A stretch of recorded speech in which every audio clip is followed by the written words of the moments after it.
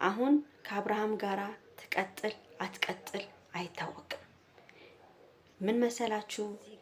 ደግሞ ሌላ ትኩሳት፣ እዛ ጋር ደግሞ ሌላ ትኩሳት፣ ወገን ያለቀ በወሲብ እሳት።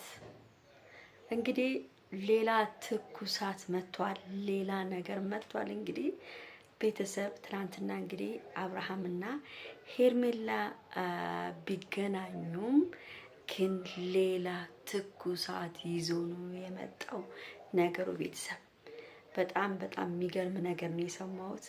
ሁሉንም ነገር እያንዳንዱ ለእናንተ አካፈላችኋለሁ ማለት ነው። ትናንትና ነግሬያችሁ ነበር ሄርሜላ እንደምትመጣም፣ ያው መታለች፣ ተገናኝቷል። ግን ይሄን ቪዲዮ እያንዳንዳችሁ ዛሬ እሁድ ነው ታውቃላችሁ። እሁድ ቤተክርስቲያን ሄጄ ለ34,700 ምናምን ሰው ጸሎት ተደርጎላችሁ ያሰባችሁ ሀሳባችሁ እንዲሳካ ጸልዬን የመጣሁት። ይሄን ቪዲዮ ሁላችሁም በደንብ አድርጋችሁ ላይክ አድርጉ። ከቤተክርስቲያን መጥቼ ነው እና ሁላችሁም ላይክ አድርጉ። እሁድ ግዴታ ይሄ ከባድ ላይክ ያስፈልገዋል። እሁድ ለእናንተ የሚጸልይበት ቀን ስለሆነ ማለት ነው። ለሁላችሁም ነው እና ቤተሰብ ሌላ ትኩሳት መጥቷል። ምንድነው ትኩሳቱ? ሄርሜላ ቀለበቷ የለም፣ ቀለበቷ የለም። ቀለበቷ የት ሄደ? ሄርሜላ ቀለበት የት ሄደ? የት ነው? የት ገባ? ምን ሆኖ ጠፋ? ወርቆባት ነው? ጥላው ነው? አውቃ አውጥታው ነው? ምንድን ነው? መልሱን ነግራቸዋለሁ። እንግዲህ ቤተሰብ እንደምታውቁት ሄርሜላ ሌላ ችግር ውስጥ ገብታለች። ሌላ ችግር ውስጥ ገብታለች። አሁን ከአብርሃም ጋራ ትቀጥል አትቀጥል አይታወቅም። ምን መሰላችሁ? የቀድሞ የሄርሜላ ፍቅረኛ ሄርሜላን ይዟት ነበር ነው የተባለው። እሱ ነው ቀለበቱንም ከእጇ ያወጣው።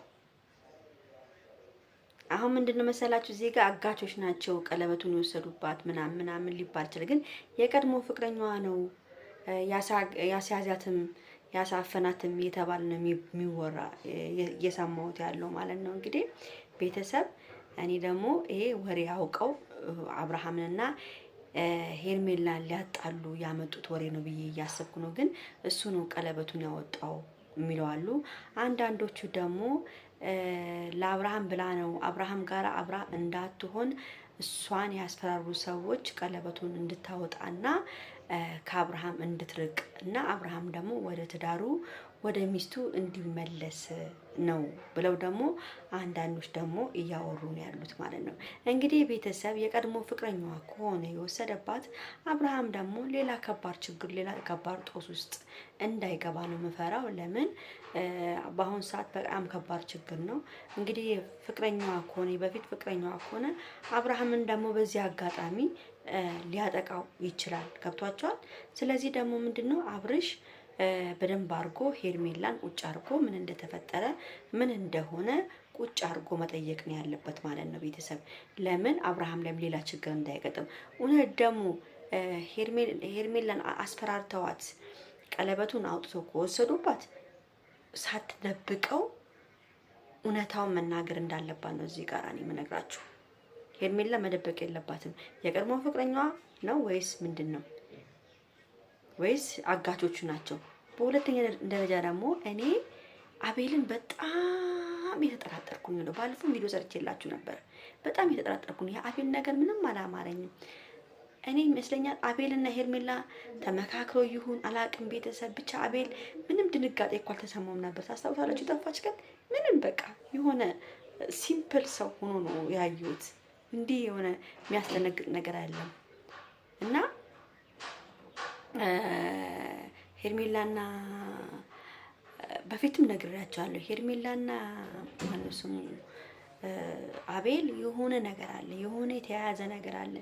እሱን ነገር ግን ማወቅ እፈልጋለሁ። ምንድነው በሁለቱ መሀል ያለ ነገር ምንድነው? ቤተሰብ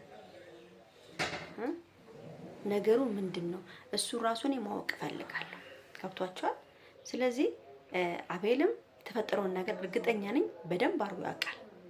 አብርሃምን እኔ አሁንም ቢሆን ማለት ነው እውነት የሄርሜላ ፍቅረኛ የቀድሞ ፍቅረኛ ይሄን ነገር ካደረገው ለአብርሃም እውነቱ መነገር አለበት። ለምን አብርሃምን ከኋላ እንዳያጠቁት ገብቷቸዋል።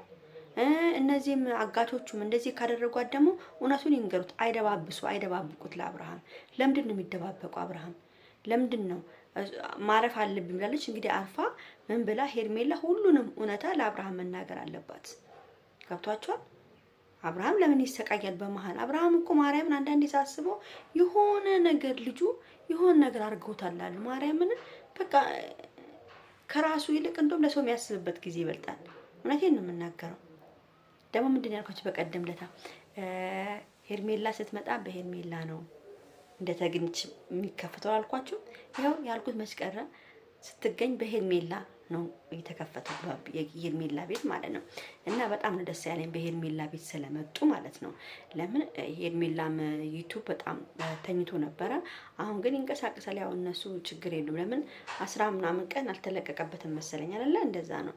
እና ውዶቼ በጣም እጅግ ልብ የሚሰብር ነገር ነው። ትናንትና ሄርሜላ ደስተኛ አልነበረችም ነበረ። ተመልሳ የምትሄድ ነገር ነው የሚመስለው። የት እንደምትሄድ ብቻ እግዚአብሔር ይወቀው። እናንተን ለማየት ብቻ ነው የመጣሁት ምናምን ስትል ነበረ። መልሳ የምትሄድም እየመሰለኝ ነው ያለው።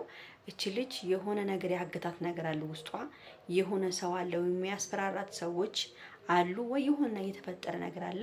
የቀለበቷ ሞለቅስ ምንድን ነው? ቤተሰብ አብርሃም ራሱ ቀለበቱን አላስተዋለም። ያው ማታ ምናምን ሊያስተውል ይችላል። እንግዲህ ያው እነ ሄርሜላ እነ ሩታም እንግዲህ ያው አይተዋል እንግዲህ ምን እንደተፈጠረ። እንግዲህ ሩታም እንግዲህ አብርሃም ላይ ክስ እንደምታደርግበትም ሰምተናል። ያለ አግባብ ስም በማጥፋት በማለት እንግዲህ ሁሉንም ቀስ ቀስ እናያለን። በጣም ከባድ ነገር ነው ግን ቤተሰብ የሚመጣው። አብርሃም ግን ራሱን ቢጠብቅ ይችላል። ከባድ ነገር አብርሃም ላይ እየመጣ ነው። ቤተሰብ ለማየት ያብቃችሁ። ነገም ተነገ ወዲያም ትሰማላችሁ። አብርሃም መጠንቀቅ አለበት። በተረፈ ቤተሰብ ወዳችኋለሁ፣ አከብራችኋለሁ። ይሄን ቪዲዮ ሁላችሁም ላይክ፣ ሼር፣ ሰብስክራይብ አድርጉ። መልካም እሁድ እያልኩኝ ከዚህ እሰናበታለሁ። ቻው ባይ